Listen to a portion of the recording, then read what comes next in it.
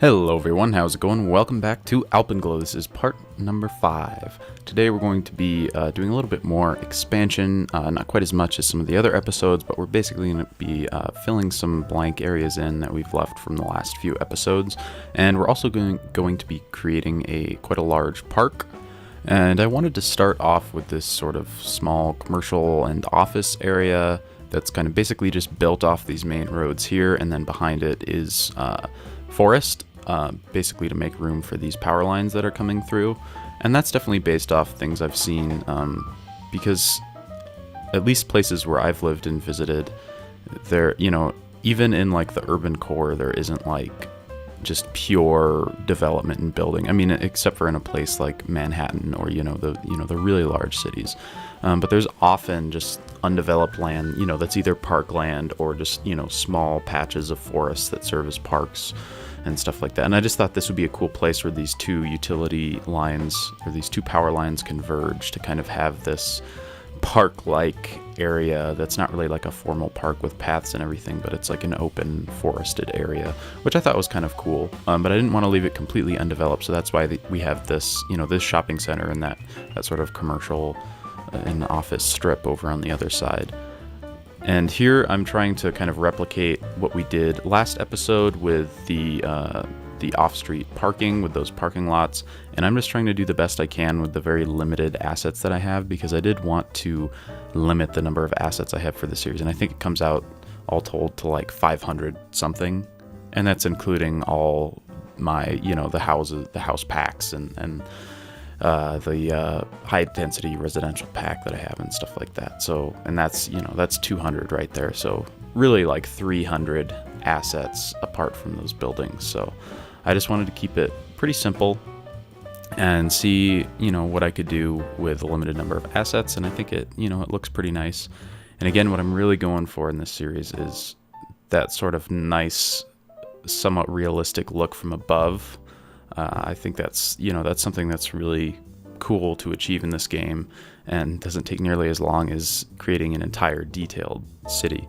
And that's not to say that there's no detailing in this city, but it's not quite to the extent that I normally do when I play City Skylines.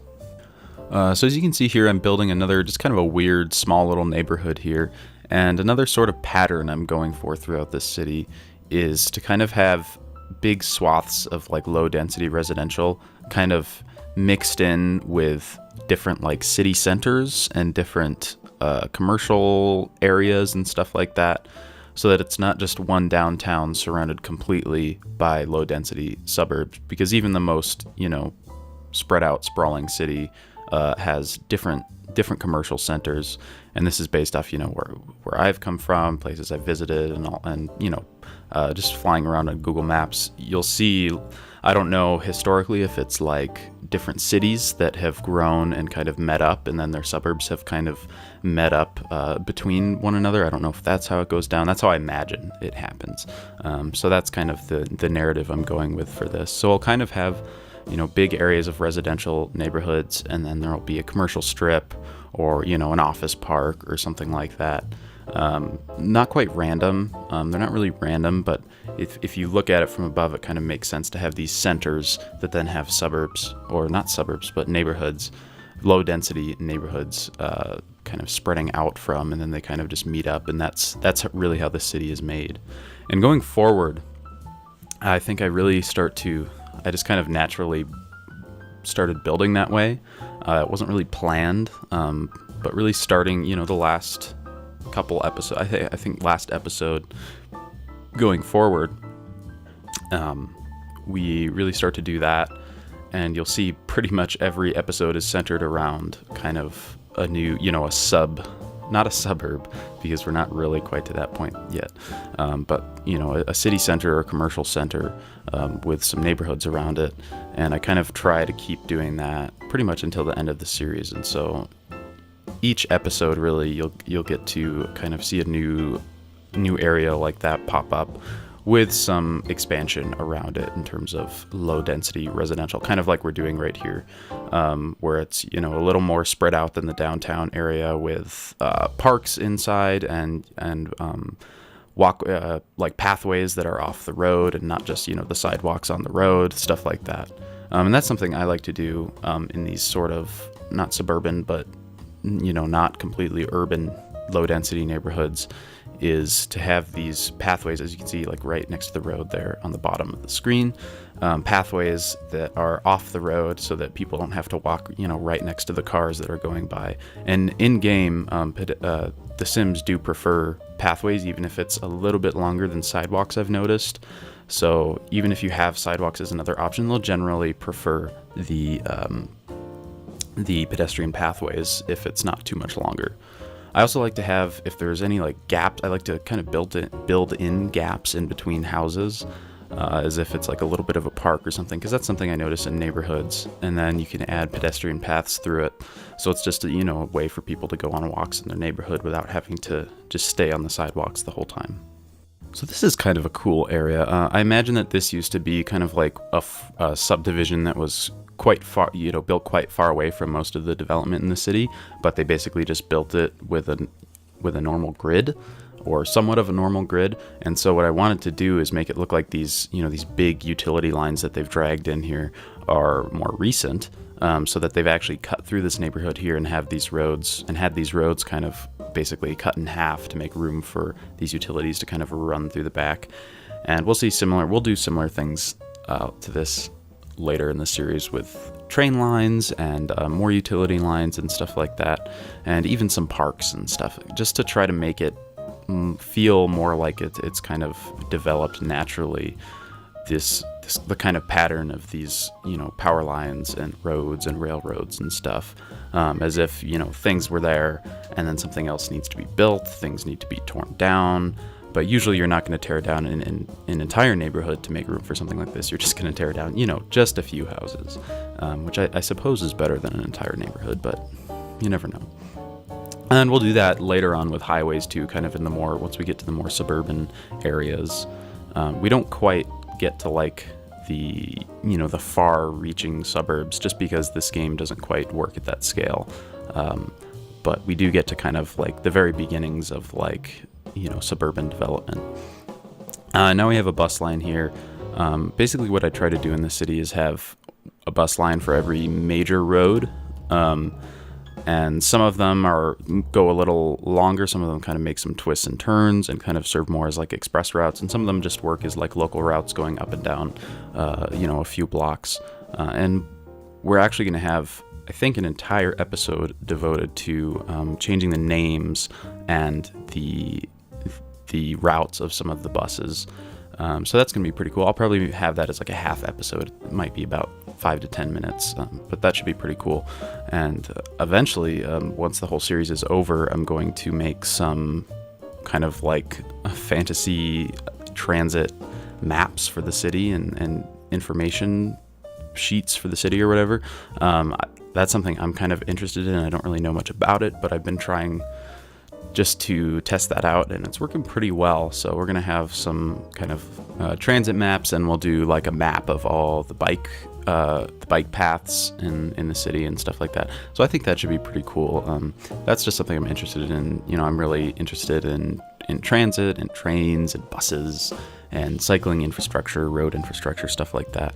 So I wanted to kind of expand upon that beyond just building it in the game, because the in-game representation is pretty cool visually, like looking at all these different colored bus lines and stuff. I think that's pretty cool. But I also think it's cool to kind of distill that into something else that you can just look at, a piece of paper you could print out and look at, as if it were a real city, and if you were to go there, you would be able to get that map and look at that and figure out which route you wanted to take to get from one place to the next. I think that would be pretty cool. So I'm going to try doing that, and of course I'll probably upload that to somewhere so you guys can see it. So that should be pretty cool. Alright, so now we're moving across the highway, and we're kind of moving into this little skinny neighborhood here, and that's something we do here. And I don't know if you noticed at the beginning, but in the overview before I zoom in and start building, you can kind of see down at the bottom of the screen there's another area where there's like this skinny little spot, and we're going to fit another skinny neighborhood in there. That's something we pretty much keep doing throughout this city, because I did kind of build the highways right at the edge of town between between where the city is and the mountains. There's kind of not that much space, but I figured that, there would still be neighborhoods here. These are probably, I imagine that the highways were actually built before these neighborhoods, so these are more recent.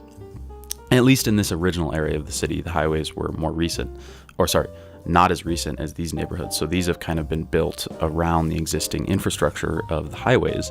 So they're a little bit more, spread out, a little bit more suburban feeling, even though we're not quite in the area of the suburbs. But yeah. So I don't know if I've mentioned this before, but I do like to run these little power lines across the city, at least to kind of create some sort of logic that there's, power being carried across areas where there can't be power lines buried, or older areas where they haven't had the time or the money or whatever to bury the power lines, stuff like that.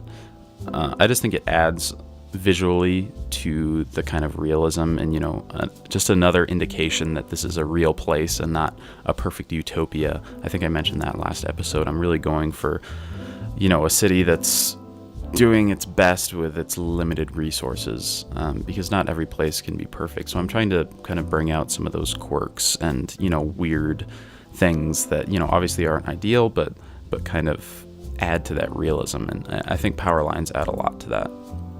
And also houses being built up right against the highway, which is definitely not a place that I'd really want to live, but it's probably lower cost housing, more affordable housing, so I suppose that's a positive. But basically having, a little bit of a fence there to block them off from the highway. They don't even get a full sound barrier, which is unfortunately something that definitely happens in real life. So now we're going to be, you can see this road layout and those pedestrian paths. That's basically our park. So I basically wanted to have this kind of commercial buffer in between the kind of main area of the city. And that's what we're building now. Kind of in this little semi-grid here, just big swaths of like commercial buildings. Maybe it's like a more recent residential or office development. I'm not sure exactly, but I think it fits to kind of buffer the main city from this kind of big park and the low density residential that we're going to have beyond it, which is definitely even more spread out than what we've been building this episode and the episode before and stuff. It's going to get a lot more spread out and sprawling, and it's going to look pretty cool, I think. Now we're just kind of to like smooth the transition between the city and this park area. We're kind of having lots of trees in between the buildings, basically. So like if you were like at road level, you wouldn't be able to see these buildings at all. You just see trees and maybe a couple buildings popping through. And that's definitely something I've seen in real life is these kind of areas that are more on the outskirts of places that are wooded like this. They'll have lots of trees in between these developments to kind of make it feel more natural and kind of blend in better with the forested areas beyond. And I'm basically just trying to go forward with this pattern of kind of parking lots next to buildings, just to kind of get a feeling of like this, offset parking requirement. And then I have these kind of clumps of trees here. I feel like that looks more realistic than just dumping down as many trees as possible, which I definitely end up doing for this park. But like right toward the end of this series, we'll come back and we'll kind of clear out some of the trees just to make it look like there are some empty patches, which I imagine, whether it's a manicured park or not, I imagine that there are going to be kind of clearings in the forest. It's not going to be completely like just big, dense trees the whole way through. Even if it's mostly that kind of dense tree cover, there's going to be a little bit of clear area. And so I tried to kind of go with that. And then there's just this some sort of plant here, and I tried to hide it behind some trees from the drivers on the road there. So now we're actually going into the park, and as you can see, I'm just kind of dumping down as many trees as I can. I try to come up with some patterns in terms of like where the different types of trees, like I know this is just like a snow covered versus a not snow covered, but from above it looks like a different type of tree, that would receive snow differently and end up looking a little different. So there is a little bit of a pattern there. And of course I mentioned we do come back in a later episode and sort of give it just a little bit more of a realistic pattern to the tree layout. And now I'm just trying to delineate where the actual park itself ends. I have a fence there, and in a later episode, we'll fill that in with some buildings. So here are the cinematics. Thank you so much for watching, and I can't wait to see you on the next episode of Alpenglow. Bye.